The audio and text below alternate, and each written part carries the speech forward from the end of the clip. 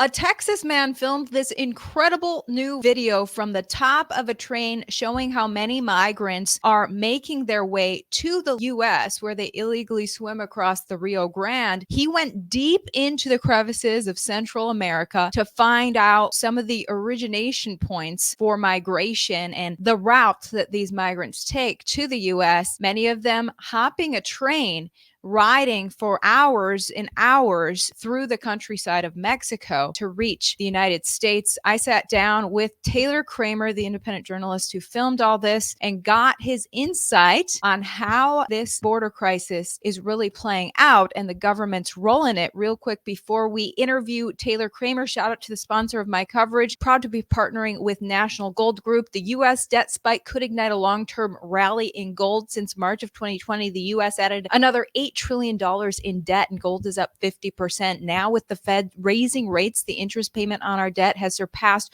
$1 trillion annually. BRICS nations met last month, and oil-rich nations Saudi Arabia and UAE have joined Russia, China, and India. 51% of Americans can't pay their credit card bills, which just surpassed $1 trillion for the first time in history. If this is Build Back Better, increasing spending and regulation, it's likely to continue through 2024. Buying gold and silver is a strategic play that several countries are doing today. Who's looking out for the little guy when the government doesn't? Isn't it time to take a look at gold and silver now? Call America's own precious metals company, the National Gold Group, today. Mention my channel, Ivory Hecker. You always get best-in-class service from America's conservative precious metals leader. National Gold Group has the IRA fee waiver program on qualifying rollovers. Call 888-617-5927 and get a free investor guide today. You can check out their phone number and website down below. National Gold Group is a Consumer Affairs top-rated gold IRA dealer. Call 888-617-5927. Hey guys, today I am joined by Taylor Kramer, Rio Grande Valley Truth. That's the name of your organization. From what I can see, you're doing independent journalism down at the border. And most recently, you went deep into Central America. Thanks for joining me. Yes, thank you for having me. So this video that you showed me, riding on the back of a train, you were on the train with the migrants? Yes, I was there with Team Muckraker. That's at Real Muckraker on Twitter. And they have a website as well. But yeah, we were there with a lot of Venezuelanos, a few Hondurans and El Salvadorians as well. But as we're seeing, the flows are majority Venezuelans. Wow. Okay.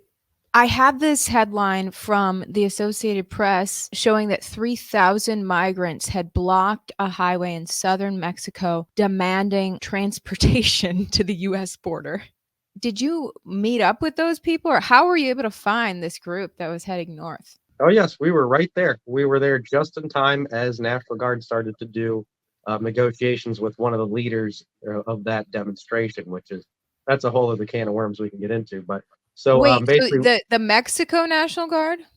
the Mexican National Guard, yes, Guardia Nacional, which is what's interesting about them. You'll see them; they have almost a it's like an urban camo. It's like a white and black kind of digital camo they wear, and they take their orders directly from the president. They are not under the regular military chain of command from the Mexican defense. Okay. So you just happen to be right place, right time. Right. Well, I mean, what incentivized you to go deep into Central America? Well, so I was in Belize and Guatemala studying migration flows. Also, basically anywhere you see an International Office of Migration, IOM, which is a United Nations offshoot, that's where you're going to start seeing problems. That's when you're going to start seeing the psyops happening, going, hey, these aren't illegal aliens. These are, asylum seekers. You need to let them through. We need programs. We need this. We need that. And basically what it does is kind of change the social perception of illegal invasions, things of that nature, to where people are accepting it. And before you know it, they're using your country as a doormat. So I was down there gathering information with team Burning Edge, Michael Yan and Vandersteel, just an incredible bunch of people.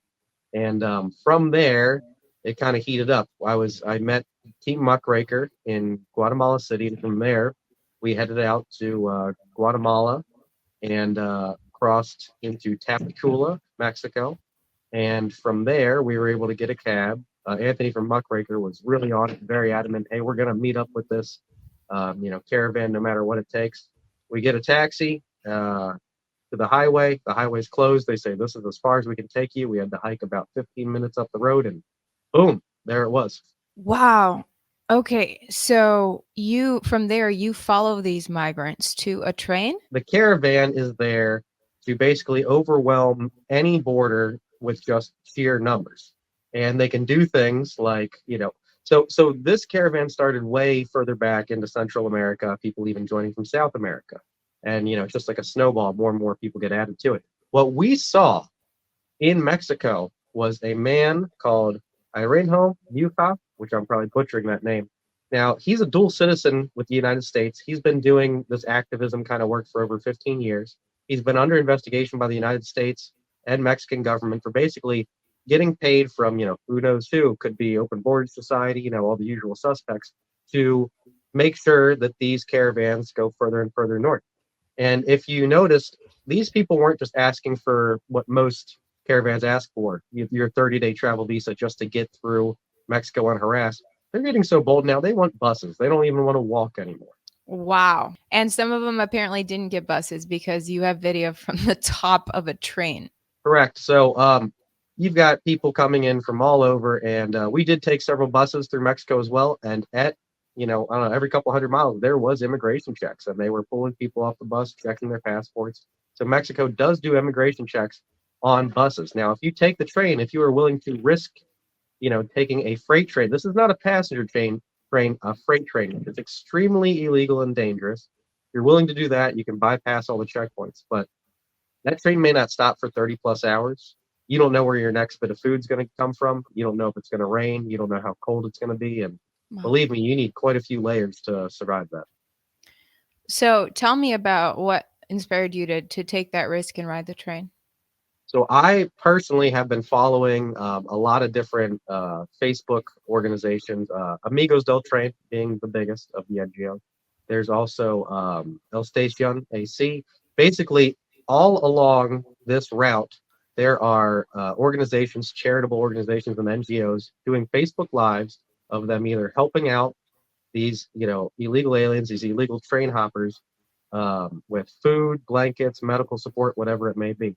And yes, that is in the very small sect of things, that's a good thing to do to help your fellow man. But what you're doing is create a very cushy system for people to illegally cross into the United States. It's making people bolder, and it's also making it look like it's an okay thing to do. So we met up with all these Venezuelans under a bridge in Irapuato.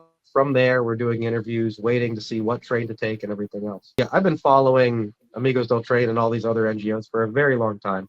I've been putting posts out about them, and it's just never seemed to hit. So going down there and being, really getting on the train, that seems to have had the impact. And because of the guys over at Muckraker, we were able to do it safely because we had a team. It'd be one thing going alone, but because we had a couple of guys, it made it just that much better. So what was it like on the train? Was it cold? Was it scary? So, we get on this train and we're just like, what to expect? Oh, so even getting onto the train, you're seeing everybody does prayer beforehand. It's this very kind of quiet thing. And then while we're getting on the train, we're getting our way up the tracks. We have what we thought were security guards at first. A few had uniforms, but then the closer we got to the train, we saw a big dude with a pump shotgun and a bandolier and a machete in his back like a samurai sword with a radio, masked up, saying, okay, cross now. And he was telling certain amounts to us. So we can only imagine that those were criminal elements and not, some kind of trained security. So Would that be immediately the you're put into the cartels? hands of the criminal elements. They're telling you when to cross. We cross the track. Could be. Yes, that absolutely could be. So from there, we are crossing in front of a train, and all the conductors see us. They're getting off, they're getting their lunch boxes, switching over to, who's going to drive the train, and they see us all. This is not clandestine. This is not some secret. You ask any NGO in southern Mexico, oh, can we get on the train? They say, nope, there's no such train. Nothing exists. Once we get, past those tracks, past the guards in all black with a, machete like a samurai sword in their back, doesn't ring like a regular kind of security company or police. people were, it was just a mad dash, and we're following these people because they've been on the trains for a long time through several countries. So, do as the Romans do. They start hopping this one, train car. So we're going up, we're throwing gear to each other. We all get up atop. We happen to be on a grainer. Now, a grainer platform is, there's not a lot to lay down on. You're up very, very high. It's not like a nice open box car where you're secure with, walls on the side. So as we take off, we see everybody else wrap up in these blankets. They got 20 some layers on. We don't. And as we're laying down on the train, it's shaking from side to side constantly. So if you were to fall asleep on that train, you could easily just roll right off the side. Wow. So how many hours were you on the back of that train? So we started, we got on about 1 in the morning. So I would say over 12 hours we were on the train. Went through the night, very foggy. We just missed a huge rainstorm, and we were even in some pretty arid desert parts. So it was rare that it would rain there, but we just missed that, which we were very lucky. But these people that are riding the train day in day out, not knowing when they're going to get their next bit of food or water. You can't even stand up on that train to move around and get anything out of your bags unless it's stopped. So you're really Did just at any the did mercy of. anyone did anyone doze off? Oh yeah. Well, there was a lot of people that are so used to this, they just wrap themselves off and up in blankets and they just stay on. I guess it's kind of like having your sea legs, not to fall off. I might have taken a couple-minute nap just from being exhausted. Team Muckraker was able to get an hour or so, but for me, I mean, I wanted to be awake for the whole thing just because you don't know what's going to happen, and when those brakes slam on that train, it's pretty abrupt. Wow. So it was primarily Venezuelans who were on the top of that train with you? I would say, what we're seeing through Mexico now is 70 to 80% Venezuelans. Yeah. And were you able to talk to the guys who were riding the top of the train and hear their story? Oh, absolutely. So you've got people coming from, so you have, upper class, middle class, lower class, everybody coming through these migration routes. Now, people taking the trains are pretty much out of money. So it's basically different classes are traveling different ways. Some people that have money, some people from South America can fly right into Mexico. So they're kind of shortcutting the whole thing. So the people you're going to see like going through the Darien Gap and on top of trains are going to be your working class and lower class people.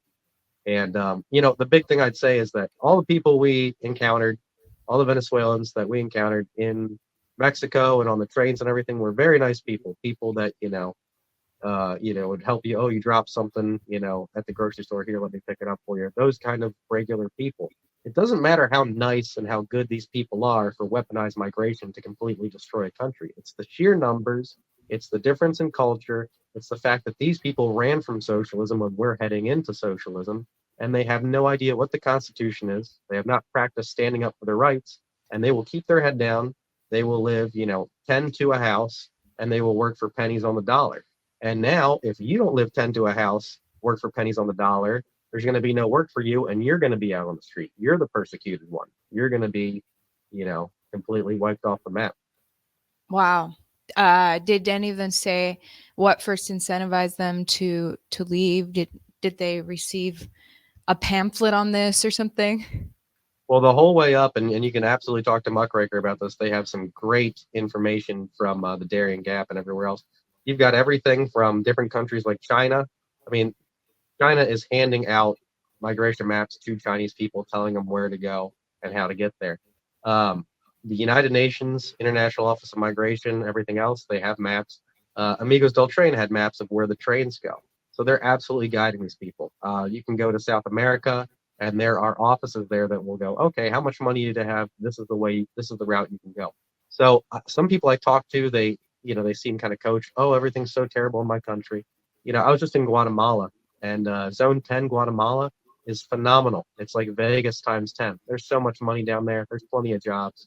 So people, what I'm seeing mostly, yes, there's people that are trying to make the American dream better life, but the main thing that is pulling people into the United States is guaranteed, $2,200 a month, free everything, we're looking at the colonias that are being set up in Liberty County, in Texas, that they're going to basically get, free loans for land they're not going to have to pay back, or it's going to get rolled into something else. And basically, they're getting carte blanche to the United States while, the middle class is paying for everything with their taxes.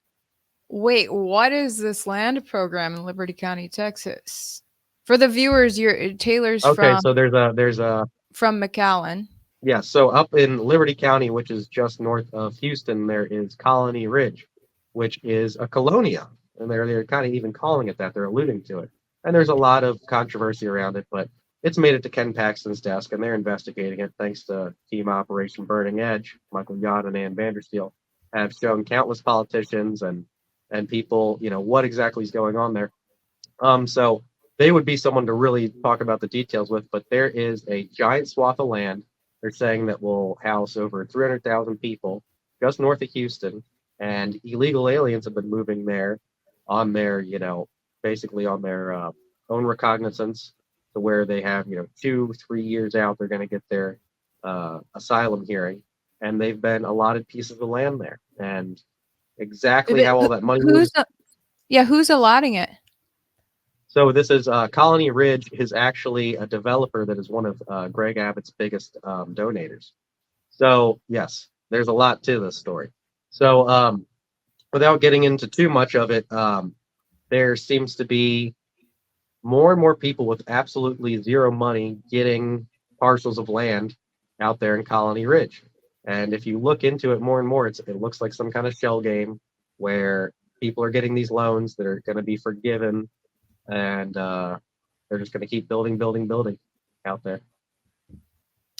That's crazy. Okay, so like I said, you're from McAllen, you said, which is in on the border, and I ran into you in Eagle Pass, and you dedicate a lot of your work to investigating the border from the American side. So tell me about how this works. I understand there's NGOs or nonprofits who are contracting with DHS, Border Patrol, Alejandro Mayorkas, to help traffic migrants in. Oh my goodness, yes. So the biggest one everybody knows about is Catholic Charities.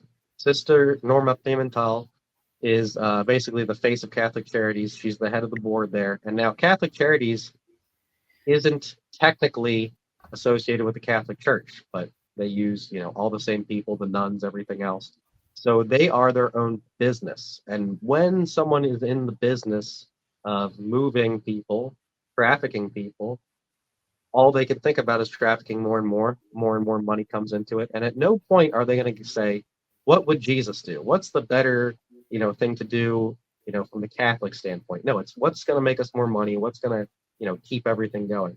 So Catholic Charities in McAllen's been around for a while. They have a respite center right across from the bus station. I've done extensive, work there. And it's ever since the border crisis started, it has been just a jungle there. The amount of people they're moving out, in and out every day is crazy. DHS just recently pledged $250,000 to Catholic Charities. So, whenever you hear these politicians talking about, we have to keep paying Border Patrol, we have to keep funding this with these bills, a lot of that money is going straight to Catholic Charities and these NGOs.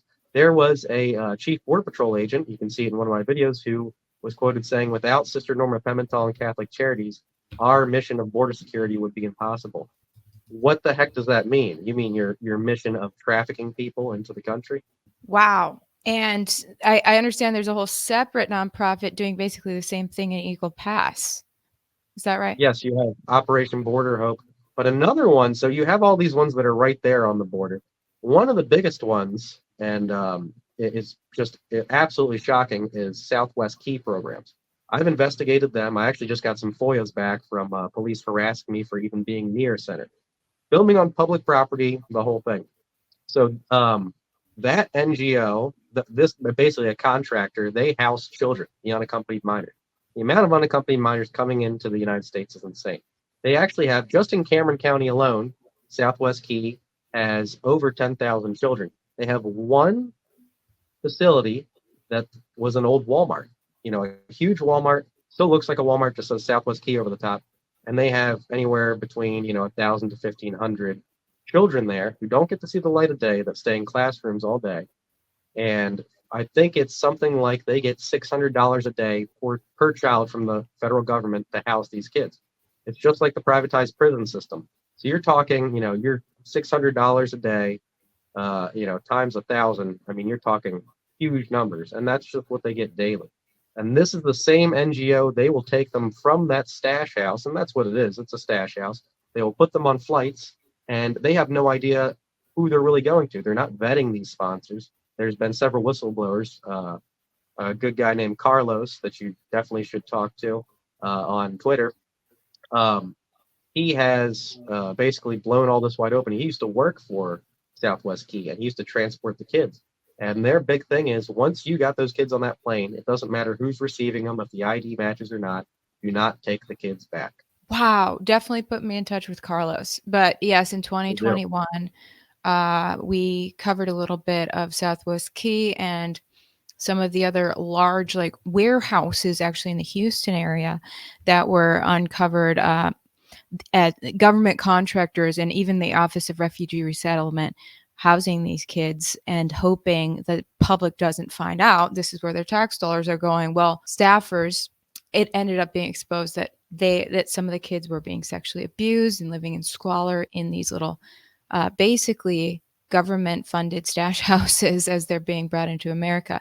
But yeah, that's very concerning. So I'm about to head back down to Eagle Pass. I hope to see you there and interview you in person. But if not, what do I need to go film to show people what's really going on? I would say the biggest story in Eagle Pass right now. The last time I was down there, they have several new signs that say government property. Well, it doesn't say government property, no trespassing, and that government property is BS because it's actually City of Eagle Pass property. They keep changing the goalposts all the time. You can go here, you can't go there. They're using color of law. DPS is going to be the main one that's going to tell you to get out of an area. But if you stand your ground, and I have plenty of videos about color of law and how to stand your ground and talk to police, just know that you are on public property. All the regular places you used to go, you can still go. They're going to tell you can't because what's really happening is. And I've gotten in the river in my kayak right there in Eagle Pass, and I've showed it. Venezuelans are crossing, National Guard's in a boat down the river looking the other way. Border Patrol is in their fan boats. As soon as they see someone cross, they look the other way. As long as Border Patrol goes up and down the river a certain amount of times, they can clock out for the day. Same thing with National Guard, same thing with everybody else. Mexican security forces are sitting there taking selfies with their guns all day, looking pretty. And basically everybody's turning their back to this, Agenda 2030 dissolving of the borders plan. And the only people that can stop it are patriots, are, people going down, citizens going down and stopping it themselves. And the only thing stopping those citizens is our own law enforcement. Just make that clear, because our own law enforcement is trafficking these people further into the country. And if you go down there and try to stop it, you will get arrested. So the only thing stopping the sovereignty of our borders, of protecting our borders, is our own law enforcement. So can I access the Rio Grande to film it? Or do you think DPS is blocking that, or they're going to arrest me? So no, they won't arrest you unless you are actually trespassing somewhere. And even then they're going to give you a warning. So from the train bridge over to, where there's way down by to where there's the access to the nice neighborhood where the mansions are, that you're allowed to be there. They're going to say you can't. They're going to try to bother you and everything else. But that is a public park. It is open to the public. You can go right up to the Constantino wire there. It's hard to get into the river itself, unless you have a watercraft. You wouldn't want to do that. But that boat ramp that we used to go hang out by and everything, that is locked up with a padlock. They have militarized that whole area, and it's all a show as far as I'm concerned, because Border Patrol will cut that sea wire and let people right into the country. As soon as illegal aliens touch the banks of the river, they are on American soil. And Border Patrol says if an illegal alien's on American soil, they have to be processed. So they will, when the cameras are there or not, get those people and bring them into the country. But you should be absolutely fine. They've set up media areas, but that's just to corral the media into certain places. That doesn't mean that you're trespassing when you go past those media areas. Thanks for the tips. Okay. Also, I'm just wondering, 'cause DPS puts out, Border Patrol, they put out these numbers about how many people they've deported, how many border encounters there are. And, so the number of people illegally coming to our shores are larger than the border encounters because DPS is not touching all of them. But then the numbers that they say they process, or the encounters, some of them they're processing into the country, sometimes some of them they're deporting. Now, when I filmed last time in Eagle Pass, all you would see when people would swim across the Rio Grande is that they were welcomed with open arms by Border Patrol. Border Patrol would kind of give them clean clothes and put them in a van to go somewhere warm. So, and where they're going is they're being taken by a bus to the nonprofit we discussed, and then been given a plane ticket into the interior of America. I tracked all this. So, do you, from your analysis, what qualifies people to be turned around and deported or processed right into the country? So what they're doing and what the law is are two very different things. You can look at statistics all day from this government, from this regime, and we all just know they're baloney. I mean, look at their inflation numbers, how much they're saying groceries are versus how much they were. They're lying with numbers. One of Bill Gates' favorite books, if you remember that one. They're lying with statistics. So there is a million different little things that could get you deported or give you asylum, and apparently they change every day. I think that there is absolutely deals, and we've heard about this with Venezuelans to come in. Um, when they are vetting people, they don't have their criminal records from the source country, so they just have no idea. Basically, the more you lie, the more you make up stuff about you to get you in. That's what's going to get you in. From what I've seen, seeking asylum is done through a port of entry, not through going through the river. That should get you kicked out automatically. If the first thing you do by coming to this country that you want to be a good person and a worker at is, break a federal law, you're not off to a good start. And that doesn't, you're basically rewarding bad behavior, which we've seen, for many years in America, and that's what's really making our society crumble. So they're breaking law coming across, and from what we witnessed, most of them are just brought right into the country. So absolutely, and they all have the CBP One app too. So the CBP One app is supposed to streamline things for them to come through a port of entry. So we heard in southern Mexico that if you get to Mexico City or north and you wait 6 months because the CBP One app tracks you wait that long, then they'll let you into the country. Why that is, I don't know. We talked to some homeless Venezuelans on the street in Mexico City, and they said 2 months. All you have to do is wait 2 months up there, and then CBP One says they're ready to receive you. All the people we've talked to in Eagle Pass that are jumped to the other side that have CBP One, why they're not coming through a port of entry? They're coming through the river. So CBP One is just a sham. It's, I guess, just a way to kind of funnel people at the right time. And you got to remember, all sides are together on this. Criminal elements on the other side, governments on the other side. Everybody's working together for this, weaponized migration flow. Wow. And by the way, my coverage where I tracked the trafficking through the river into CBP's Border Patrol's arms, and then in a contracted bus to the nonprofit, and then taxi to the airport with a taxpayer-funded plane ticket into the interior of the U.S. All of that coverage I actually did on Timcast, Tim Pool's outlet, timcast.com. You guys can see that I actually put that out in 2021, but apparently it's been going on for years to today, right? Absolutely. And we just can't. So normalization is the name of the game with these people. That's the big psyop. You just, the border's been open for how long? People don't even tune into it anymore. Just like this constant thing. They forgot that the border was ever secure. So we just can't let it get normalized. We have to keep it, in the news cycle, and we have to really wake people up to the fact that this is unsustainable. No matter how nice you think these people are or what jobs they're going to serve here in the United States, the numbers just don't add up, and that there's very nefarious reasonings behind it. Yeah. Wow. That's when I directly asked Border Patrol, Border Patrol told me, yes, we contracted these school buses that we painted white to herd migrants in, people who'd swum across the river.